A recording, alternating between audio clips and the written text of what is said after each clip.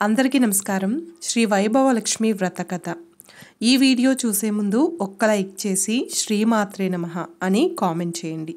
మీరిచ్చే చిన్న లైక్ నా ఛానల్ గ్రోత్కి ఎంతో సహాయపడుతుంది. ఇక కథలోకి వెళ్ళిపోదాం. పూర్వం ఒకప్పుడు కైలాసంలో పార్వతీదేవి పరమేశ్వరుని చూసి, ఓ ప్రాణనాథ, భూలోకంలో మానవులందరూ ధనార్జన కోసం ఎడతెరిపి లేకుండా శ్రమ పడుతూనే ఉన్నారు. అయినా వారిలో అతి కొద్ది మంది మాత్రమే ఐశ్వర్యవంతులు కావడానికి, అత్యధిక సంఖ్యాకులు దరిద్రులుగానే ఉండడానికి కారణమేమిటి అని అడుగగా, సర్వేశ్వరుడు చిరునవ్వు నవ్వి, దేవి, సర్వము వైభవలక్ష్మీదేవి దయను బట్టి ఉంటుంది. సమస్త సంపదలకు, ధనధాన్యాలకు ఆమెడే అధిదేవత. కాబట్టి ఎవరైతే ఈ సత్యాన్ని గ్రహించి ఆ వైభవలక్ష్మి యందు భక్తి శ్రద్ధలు కలిగి ఆమెను ఆరాధిస్తూ ఉంటారో, వైభవలక్ష్మి యొక్క వ్రతాన్ని ఆచరిస్తూ ఉంటారో, వారి పట్ల ఆ తల్లి యొక్క కృపా కటాక్షాలు ప్రసరింపబడతాయి.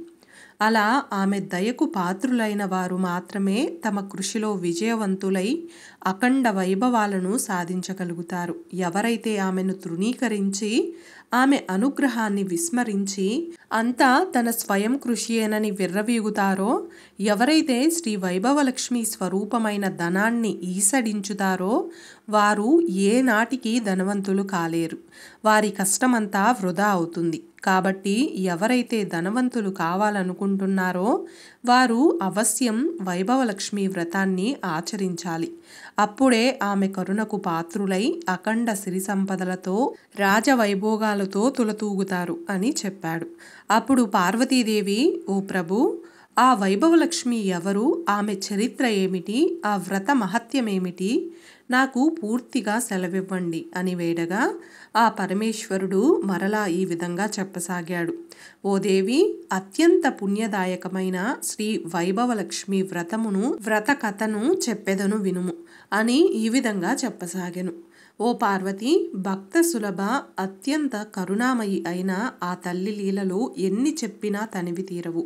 ఉదాహరణకు ఒక కథ చెబుతాను వినుము. చాలా కాలం క్రితం ప్రతిష్టానపురంలో శీల, సుశీల, గుణశీల, విశాల అనే నలుగురు అక్కా చెల్లెళ్ళు ఉండేవారు. శ్రీ వైభవలక్ష్మి భక్తులైన ఆ నలుగురు కన్యలకు ఉన్న ఊరిలోనే ఉన్నత వంశ సజాతులైన నలుగురు యువకులతో వివాహాలు జరిగాయి. ఆ పిల్లలు అదృష్టవశాత్తు వారి భర్తలు నలుగురు వివిధ వృత్తుల ద్వారా చక్కని సంపాదనలు కలిగి ఆస్తిపరులై ఆరోగ్యవంతులై విరాజిల్లేవారు. కానీ రాను రాను వారిలో అహంకారం తలెత్తింది. దైవచింతన తగ్గింది. శ్రీ వైభవలక్ష్మీదేవి అనుగ్రహం వలననే అన్న విషయాన్ని విస్మరించి అంతా తమ ప్రయోజకత్వమే అనుకున్నారు. మహాపండితుడైన శీల భర్తకు తన పాండిత్యం వలనేనని ప్రపంచం తనని గుర్తిస్తోందని భావన కలిగింది. ఇందులో వైభవలక్ష్మి దయ ఏముంది? నా నోట్లో విద్య ఉంది. ఎంత గొప్పవారైనా నాకు డబ్బులిచ్చి సన్మానించక ఏం చేస్తారు అని భావించాడు. ఎంతటి ధనవంతులైనా తన విద్య యందు బలాదూర్ అనుకున్నాడు. అందుకు ఆ వైభవలక్ష్మీదేవి కోపగించి అతనికి తగిన గుణపాఠం చెప్పదలిచింది. అంతటితో అతని సంపాదన పూర్తిగా పోయింది.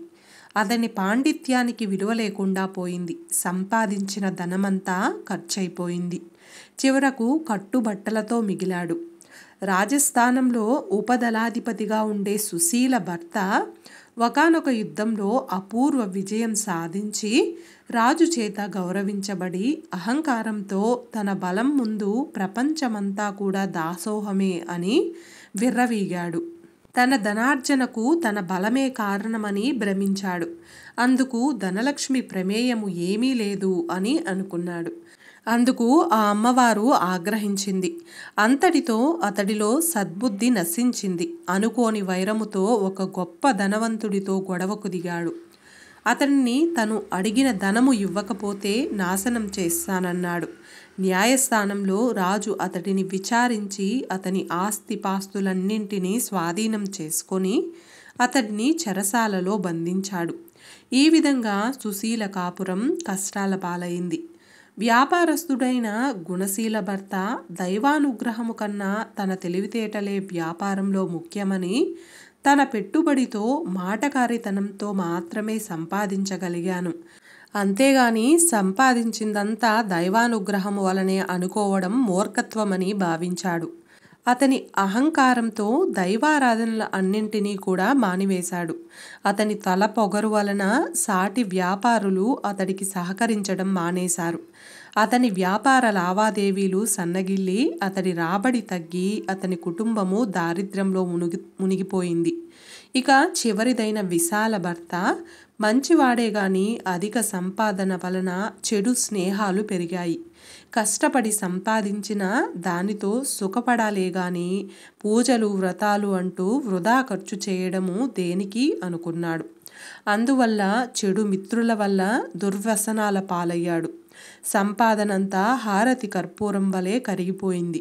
చివరకు అతడు దరిద్రుడైపోయాడు. అయినా ఆ నలుగురు అక్కా చెల్లెళ్ళు మాత్రం ఏదో ఒకనాటికి ఆ జగన్మాత అయిన శ్రీ వైభవలక్ష్మీదేవి తమను అనుగ్రహిస్తుందని, తన భర్తలను మంచి దారిలో పెట్టి తమకు పూర్వ వైభవమును కలిగిస్తుందని నమ్మేవారు.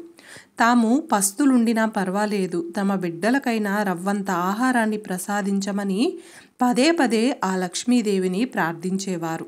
అందుకు ఆ అమ్మవారికి వారిపై దయ కలుగుతుంది. ఒకనాడు ఆ నలుగురు సోదరీమణులు కలిసి తనను ప్రార్థిస్తున్న శుభ సందర్భంలో ఆ వైభవలక్ష్మీదేవి ఒక వృద్ధ స్త్రీ రూపంలో వచ్చి వారిని పలకరించి ఇలా చెప్పసాగింది. పిల్లలు, మీ భక్తి ప్రపత్తులను చూస్తుంటే నాకు చాలా ఆనందంగా ఉంది. ఏ వైభవలక్ష్మి అనుగ్రహానికి మీరింత విపరీతంగా ఆవేదన పడుతున్నారో ఆ వైభవలక్ష్మి ప్రసాదం అతి త్వరితంగా సిద్ధించే మార్గం చెబుతాను.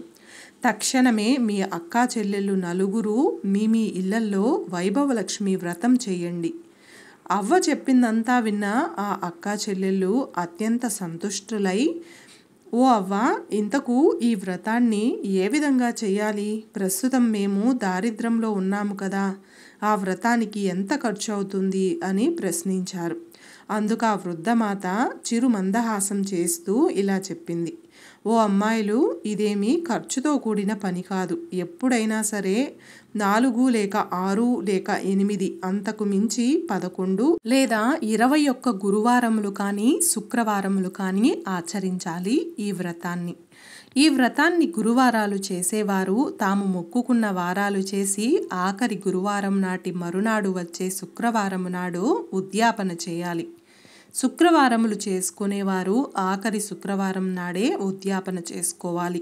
ముందుగా మీకు తోచిన గురువారము లేదా శుక్రవారము నాడు కానీ ఉదయమే లేచి ఇంటిని అలంకరించుకుని తలంటు పోసుకుని, అమ్మ వైభవలక్ష్మీదేవి, ఈరోజు మొదలు ఇన్ని గురువారాలు లేదా ఇన్ని శుక్రవారాలు నీ వ్రతాన్ని ఆచరిస్తాను. నాకు తగిన శక్తిని ప్రసాదించు. నేను చేసే ఈ వ్రతంలో సంతృప్తురాలివై నా కోర్కెలను నెరవేర్చు అని మొక్కుకోవాలి. ఆ రోజంతా ఉపవాసం ఉండి ఆ సాయంత్రం సూర్యాస్తమయం తరువాత పూజ ప్రారంభించాలి. ఈ వ్రతానికి ఖర్చు కన్నా శుచి, శుభ్రత, సదాచార పాలనము ముఖ్యము. ఇలా వ్రతాన్ని ఆచరించడం ద్వారా నిరుద్యోగులు ఉద్యోగులవుతారు, అవివాహితులకు వివాహం జరుగుతుంది, దరిద్రులు ధనవంతులవుతారు, ఏ కోరికలుంటే ఆయా కోరికలు నెరవేరుతాయి అని ముగించిందా వృద్ధమాత. తక్షణమే ఆ అక్కా చెల్లెళ్ళు నలుగురు వారి వారి తాహతును బట్టి 4, 8, 11, 21 వారాల పాటు ఆ వ్రతాన్ని మొక్కుకున్నారు. మరుసటి శుక్రవారమే ఆ వ్రతాన్ని ఆరంభించారు. నలుగురు కడుపేద వాళ్ళై ఉండడము చేత నలుగురు కూడా రాగి కలశమును వాడారు. అందరికన్నా అధిక దరిద్రురాలైన శీల కలశంలో రాగి నాణ్యాన్ని ఉంచి పూజించింది. సుశీల రూపాయి నాణ్యాన్ని ఉంచి పూజించింది. గుణశీల తన ఇంట ఉన్న వెండి నాణ్యాన్ని ఉంచి పూజించింది. చివరిదైన విశాల తన ముక్కెరను ఉంచి ధనలక్ష్మిగా ఆరాధించింది. ఎవరు ఏ ఏ రూపాలలో ఆరాధించినా కూడా వారి హృదయంలో గల భక్తి భావాలనే ప్రధానంగా స్వీకరించే తల్లి ఆ వైభవలక్ష్మీదేవి. వారు వ్రతము ప్రారంభించిన అతి కొద్ది సమయంలోనే శీల భర్త యొక్క పాండిత్యము, ప్రాచుర్యము పొంది అందరిచే గౌరవించబడి తిరిగి అతనికి సంఘంలో గౌరవ మర్యాదలు లభించాయి. తద్వారా వారు ఉన్నతులయ్యారు. సుశీల ఆచరించిన వ్రత ఫలితముగా వారి రాజ్యానికి ఒక యుద్ధం ఏర్పడింది. ఆ యుద్ధ నిమిత్తం అంతకు పూర్వమే లబ్ధప్రతిష్ఠుడైన సుశీల భర్తను విడుదల చేసి అతనినే దళపతిగా అభిషేకించి యుద్ధానికి పంపక తప్పలేదు. ఆ యుద్ధంలో అమ్మవారి దయ వలన సుశీల భర్త విజయం సాధించడంతో అతనిని గత నేరాలన్నింటినీ మన్నించి దళపతిగా స్థిరపడ్డాడు. అంతటితో సుశీల కుటుంబం కూడా బాగుపడింది. ఆకస్మికంగా ఏర్పడిన వ్యాపార మార్పుల వలన కొన్ని ప్రత్యేకమైన దినుసులు ఎగుమతి దిగుమతి విషయంలో గుణశీల భర్త వెలుగులోకి వచ్చాడు. ఇతర వ్యాపారస్తులందరూ అతనినే ఆశ్రయించారు. సహజంగానే తెలివిగల గుణశీల భర్త ఆ అవకాశాన్ని వినియోగించుకున్నాడు. తద్వారా వారి కుటుంబము పూర్వ వైభవాన్ని పొందింది. ఇక చివరిదైన విశాల వ్రతారంభం చేయగానే అమ్మవారి దయ వలన ఆమె భర్త క్రమంగా చెడు వ్యసనాలన్నింటినీ వదిలేసి ఒకదాని తరువాత ఒకటి వదిలి తన కుటుంబము పట్ల ఎంతో శ్రద్ధ కనపరిచాడు. వారి కుటుంబము కూడా పూర్వము వలె సుఖ సంతోషాలతో జీవించసాగింది. కాబట్టి స్త్రీలు కానీ పురుషులు కానీ ఆబాల గోపాలమెవ్వరూ తనను పూజించినా సరే తక్షణమే ఆ అమ్మ కరుణించి వారి కోర్కెలను నెరవేర్చును. శ్రీ వైభవలక్ష్మి వ్రతకథ సమాప్తం.